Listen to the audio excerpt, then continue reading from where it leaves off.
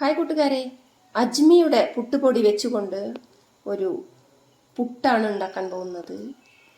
അമ്മ അപ്പം ചുട്ടു എന്ന് പറഞ്ഞ പോലെ മണ്ണപ്പം ചുട്ട പോലെയുള്ള ഒരു പുട്ട് ഈ പാത്രത്തിലാണ് അത് ഉണ്ടാക്കാൻ പോകുന്നത്. അതിന് പുട്ടുകുടം കൂടി ആവശ്യമുണ്ട്, ഇല്ലെങ്കിൽ കുക്കർ ഉപയോഗിച്ചാലും മതി. നോൺ സ്റ്റിക്കിൻ്റെ ഒരു പാത്രത്തിൽ ഈ ഒരു ഗ്ലാസ്സിന് 3 ഗ്ലാസ് പൊടിയാണ് ഞാൻ എടുത്തിട്ടുള്ളത്. ചെറിയ ഗ്ലാസ്സാണ്, 3 ഗ്ലാസ് അളവിലാണ് പൊടി എടുത്തിട്ടുള്ളത്.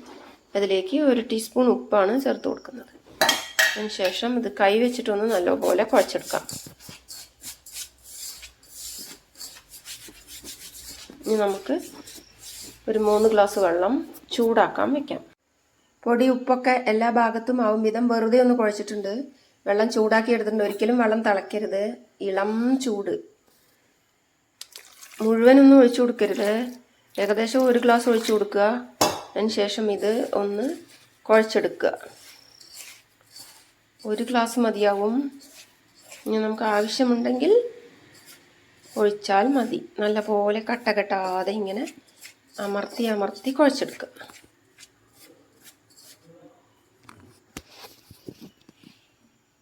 ഒരു ഗ്ലാസ് വെള്ളം ഒഴിച്ച് ഞാൻ ഇങ്ങനെ എല്ലാ ഭാഗവും ഇളക്കി കൊടുത്തിട്ടുണ്ട്. ഇപ്പോൾ നമ്മുടെ ഈ ഒരു പുട്ടുപൊടി ഇതാ ഇങ്ങനെ വന്നിട്ടുണ്ട്. അപ്പോൾ ഇതിന് കുറച്ചും കൂടി ഒരു ഈർപ്പം ആവശ്യമുണ്ട്. ഇങ്ങനെ പിടിച്ച് നമ്മളിങ്ങനെ എടുത്തു കഴിഞ്ഞാൽ നല്ല പോലെ ഇങ്ങനെ ഈർപ്പം തോന്നണം. അപ്പോൾ ഇത് ഡ്രൈ ആയിട്ട് ഇരിക്കുകയാണ്. ഞാൻ വീണ്ടും വെള്ളം ഒഴിച്ചു കൊടുക്കുകയാണ്. ഒരു 1/2 ഗ്ലാസ് കൂടി ഒഴിക്കുകയാണ്. വീണ്ടും നമുക്ക് കുഴച്ച് കൊടുക്കാം. ഏകദേശം 2.25 ഗ്ലാസ് വെള്ളം ഞാനിതിലേക്ക് പാർന്ന് കൊടുത്തിട്ടുണ്ട്. ഇത് നല്ലപോലെ കുഴച്ചെടുത്തിട്ടുണ്ട്. അപ്പോൾ ഇതാ ഈ ഒരു പാകത്തിൽ വന്നിട്ടുണ്ട്. ഇനി ഇതിനെ നമുക്ക് മൊത്തം മിക്സിയുടെ വലിയ ജാറിലിട്ട് ഒന്ന് അടിച്ചെടുക്കാം. 2 പ്രാവശ്യമായിട്ട് ഇടണം. മിക്സി അല്ലെങ്കിൽ കേട് വന്നു പോകും. വെള്ളമൊന്നും പകരരുത്. ഇനി ഇത് ഒന്ന് കറക്കിയെടുക്കുകയാണ് വേണ്ടത്. സ്പൂൺ വെച്ച് ഇളക്കുക, കറക്കുക, പിന്നെയും സ്പൂൺ വെച്ച് ഇളക്കുക, കറക്കുക.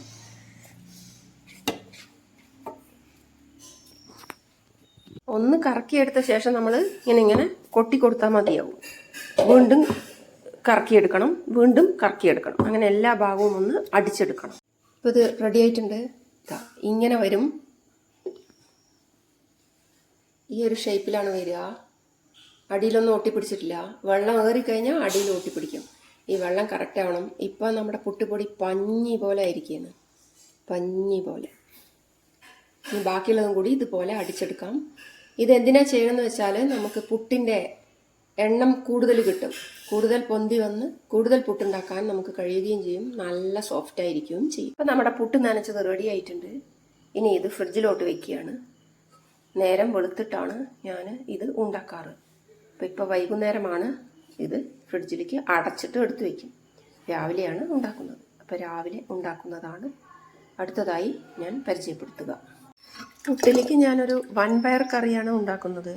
അതിനായിട്ട് 2 ഗ്ലാസ് വൻപയർ തലേദിവസം വെള്ളത്തിലിട്ട് കുതിർത്തതാണ്. ഞാനിത് കുക്കറിൽ വേവിച്ചെടുക്കാൻ പോവാണ്. നല്ലപോലെ കഴുകി കുക്കറിൽ ഒപ്പം വെള്ളത്തിൽ വേവാനിടുകയാണ്.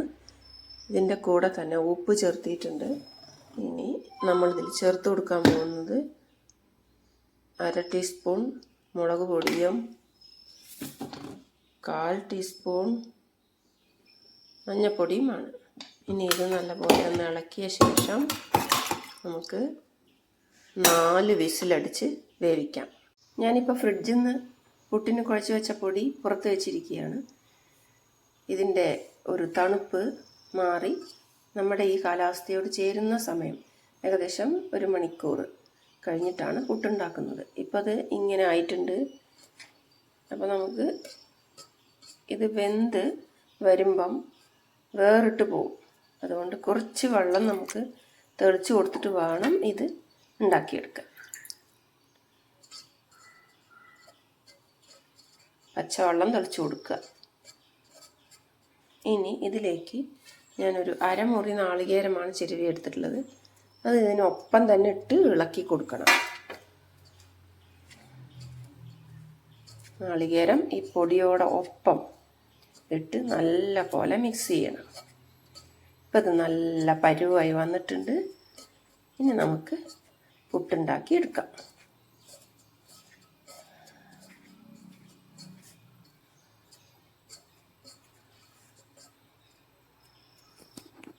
ഇങ്ങനെ പിടിച്ചാൽ കട്ടയായി നിൽക്കും. അതാണ് അതിൻ്റെ പാകം. ഇനി നമുക്കിത് ഈ ഒരു പുട്ടുപാത്രത്തിലേക്ക് ഇട്ട് കൊടുത്ത് വേവിച്ചെടുക്കാം. തേങ്ങയൊക്കെ ഇതിൽ തന്നെ മിക്സ് ആയതുകൊണ്ട് കുട്ടികളത് പെറുക്കി കളയില്ല, അത് കഴിച്ചോളും. നിറച്ച് ഇടണേ. എന്നിട്ടിങ്ങനെ അമർത്തി കൊടുക്കണം. അമർത്തി കൊടുത്ത ശേഷം നമുക്ക് അടച്ച് വെച്ച് പുട്ടുകുടത്തിൻ്റെ മുകളിലേക്ക് വെച്ച് കൊടുക്കണം. ഇനി നല്ല പോലെ ആവി വരട്ടെ.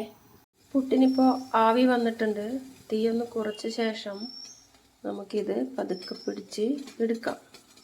ഇതിന് ഈ പ്ലാസ്റ്റിക്കിൻ്റെ സംഭവം ഉണ്ടെങ്കിലും നമ്മളൊരു തുണി വെച്ചെടുക്കുന്നതാവും നല്ലത്.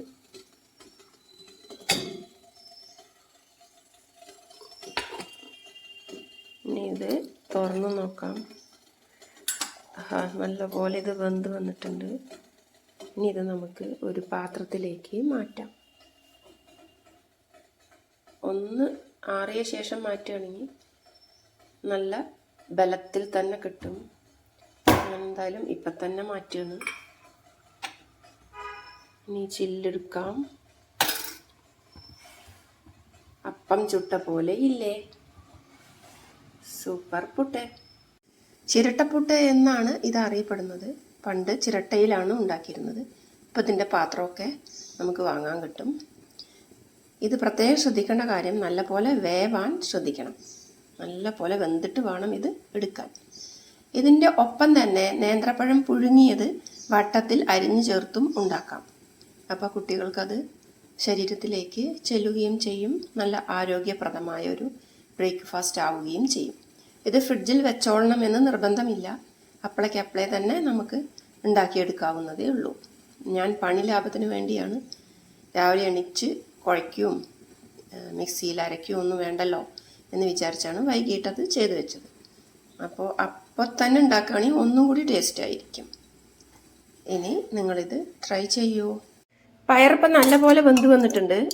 ഇത് നമ്മളിങ്ങനെ പിടിക്കുമ്പോൾ ഇങ്ങനെ പോവും. ഇതിൽ തന്നെ മുളക് പൊടി ചേർത്ത് കൊടുക്കാൻ മറക്കരുതേ, എന്നാലേ ഇത് നല്ലപോലെ പിടിച്ചു കിട്ടുള്ളൂ. ഇനി ഇതിലേക്ക് ചേർത്താൻ പോകുന്നത് അരമുറി നാളികേരം ഇങ്ങനെ ചിരവി എടുത്തിട്ടുണ്ട്. കൂടെ തന്നെ 4-5 ചെറിയ ഉള്ളി കൂടിയുണ്ട്. ഇത് മിക്സിയിൽ നല്ല പോലെ പേസ്റ്റാക്കി അരച്ച് ഇതിലേക്ക് ചേർത്ത് കൊടുത്താൽ മതിയാകും. അടുപ്പത്ത് വെച്ചിരിക്കുകയാണ് നമ്മുടെ പയർ. അതിലേക്ക് നമ്മൾ അരച്ച നാളികേരം കൊട്ടിക്കൊടുക്കാം.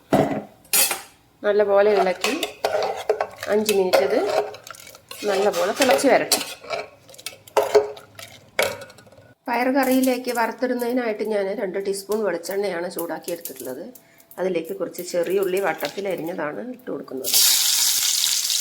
ചെറിയ ഉള്ളിക്ക് ഒരു പ്രത്യേക സ്വാദാണ്. മൂത്ത് വരുമ്പോൾ നമ്മുടെ കറിക്ക് സ്വാദ് കൂട്ടും. ഇത് നല്ലപോലെ മൊരിച്ചിട്ട് വേണം, ബ്രൗൺ കളറാകുന്നത് വരെ ഇളക്കി മൊരിച്ചിട്ട് വേണം കറിയിലേക്ക് ചേർത്ത് കൊടുക്കാൻ. ഉള്ളി നല്ലപോലെ മൊരിഞ്ഞു വന്നിട്ടുണ്ട്. ഇത് നമുക്കിനി കറിയിലേക്ക് ചേർത്ത് കൊടുക്കാം. നല്ല സ്വാദിഷ്ടമായ വൻപയർ കറി റെഡി ആയിട്ടുണ്ട്. ഇത് നമുക്ക് പുട്ടിനൊപ്പം കഴിക്കാം. കുട്ടികളുടെ വളർച്ചയ്ക്ക് വളരെ ഉത്തമമാണ് വൻപയർ. അപ്പം അവർ കഴിക്കില്ല, ഉപ്പേരിയൊക്കെ വെച്ചാൽ ചിലപ്പോൾ കഴിക്കില്ല. അപ്പം ഇങ്ങനെ കറിയാക്കി കൊടുത്താൽ മതിയാകും. ഇനി നമുക്കിത് ഈ ചിരട്ടപ്പുട്ടിനൊപ്പം ഒഴിച്ച് കൂട്ടാം.